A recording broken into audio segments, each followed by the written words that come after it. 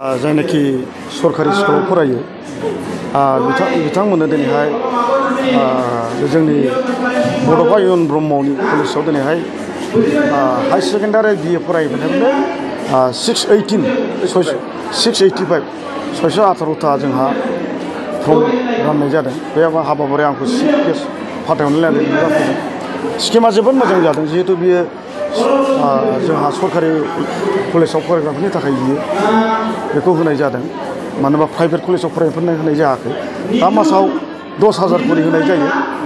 2 मास गेप जाहा जुदि गरम बन्द आरो गोलोम बोथोर थायो, बे हिसाबै 2,000 होनाय जायाखै।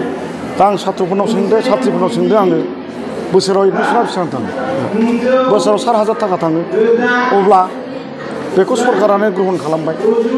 4,000 10,000नि जायगायाव 4,000 3,000 जोंहा जाय साथ्रिफ्रा मोनदों बिसोर गावनि मबाइल रिसार्ज सोलिनाय जाबाय। बे बिराद मोजां खामानि जाबाय। पुरा भारतबर्षआवनो बे स्किमा गैफेरा। भारत स्वाधीन जानाया 78 बोसोर जाबाय। बे स्किमखौ रावबो गोसोखांफेराखैमोन। नाथाय दिनै जोंनि मानव गेदेर मानगोनां आसामनि चिफ मिनिस्टार सारा बे खामानिखौ मावना होनो थाखाय आङो सारखौ आङो गोसो सिंनिफ्राय रोजा रोजा साबायखर बावो। गामि ओनसोलनिफ्राय गोबां गोरिब स्टुडेन्टफोरखौ हाबनायखौ नुयो। स्किमाथ' बेनो जाहाथे एडमिसन गोबां माबायो मा होनो गरिब दुखिया एडमिसन लानो हाया। बेथ' जाय फरायदों दा गामि ओनसोलनि गरिब दुखियानो बाव एडमिसन लागासिनो दङ।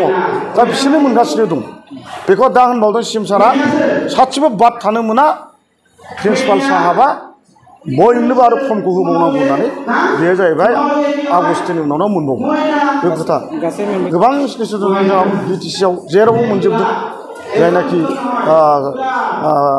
सरकारि कलेज बाव गासिबो मोनजोबदों। दिनै आं 685 अलरेडि रानबाय।